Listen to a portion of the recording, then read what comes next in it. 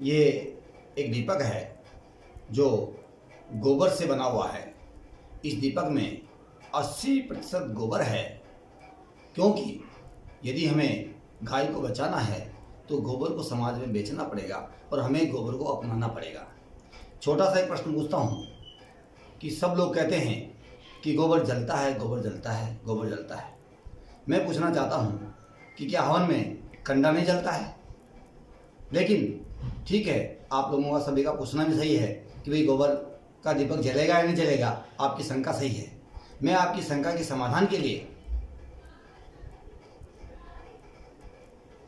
बताता हूँ कि यदि हमने इस दीपक को पूरी विधिवत तरीके से बनाया है, सही प्रकार से इसके कच्चे यानी 1 किलो गोबर और 200 ग्राम जो मिट्टी डालते हैं खेत की, उसको सही प्रकार से अच्छी तरह से मिलाया है, उसका मिश्रण अच्छा किया है, तो ये दीपक नहीं जलेगा। ये मेरे सामने सूखा दीपक है। इसको जब भी मुझे जलाना है, जब भी मुझे तेल घी या कोई बाती जलानी है, उस समय इस दीपक को जलाने से पहले मैं इस दीपक को पानी के अंदर गीला करूँगा। इस प्रकार से आप देख लीजिए, इस प्रकार से गीला करूँगा, देखिए आप आराम से।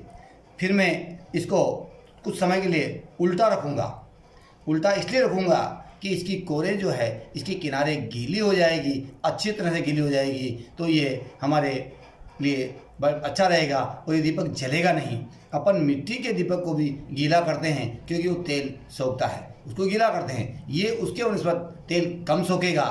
हमारे मन में शंका रहती है कि दीपक तेल सोखता है, उसका कारण एक है कि हम क्या करते हैं, हम उसको गीला नहीं करते। ये देखिए, जब तक गीला करिए तब तक गोबर का कलर इसके अंदर नहीं आ जाए। ये देखिए, गोबर का कलर आ गया, हमने इस दीपक को बाहर निकाल दिया। ये देखिए, गोबर का कलर आ गया पानी में। जब तक गोबर का कलर नहीं आए, हम धीरे से इसको बाहर निकालेंगे। बाहर निकाल कर हम किसी बर्तन में जहाँ हमें रखना होगा वहाँ हम इसको रख देंगे और फिर इसके अंदर आराम से तेल से, घी से, जैसा भी अपन को दीपक जलाना है, हम इसमें दीपक लगाएंगे।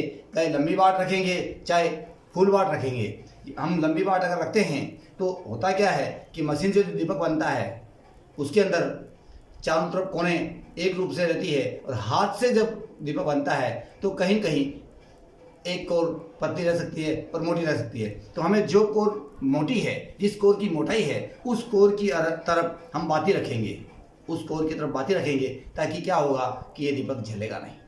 इतना सा ध्यान रखना है कि गीला करने के बाद इसमें जिस कोर जो कोर मोटी है उसी तरफ उस बाती को रखिए।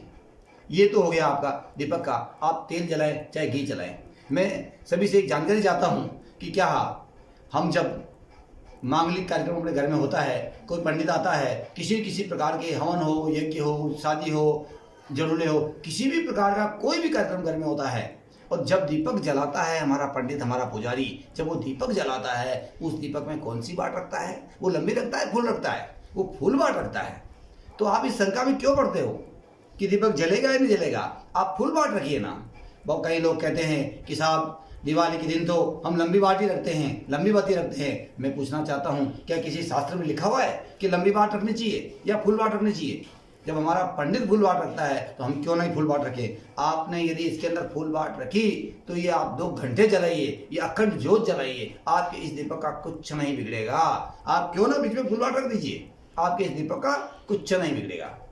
तो मेरा आप लोगों से निवेदन है कि गौ माता के लिए इस दीपक का प्रयोग करना चाहिए। और बाई दी ये जल भी गया, किसी कारण से नहीं रहा, जल गया, हमारी कोई असावधानी रही और जल गया, ये जलेगा असावधानी से। यदि कोरे गीली होगी तो नहीं जलेगा, और यदि ये जल भी गया तब भी ये पॉजिटिव वातावरण लाता है जलने के बाद भी, क्योंकि हमारे इस गोबर के घर में जलने को हमने रोक दिया। गोबर हमारे घर में नहीं जलता है, इसी कारण से हमारे संयुक्त परिवार टूट गए और एकल परिवार में बदल गए। हमें हमारी संस्कृति को बचाना है, हमारे परिवार को बचाना है, तो गोबर का तो हवन घर में होना ही चाहिए। इसीलिए मेरा आपसे निवेदन है कि शंका निकाल दीजिए कि जलेगा या नहीं जलेगा। मैंने आपको विधिवत तरीका बताया है कि किस प्रकार से दीपक को गीला करना है, किस प्रकार से बाट रखनी है। और मैं तो आपसे विनम्र निवेदन करता हूँ कि आप फुल बाट क्यों नहीं रख देते इसके अंदर?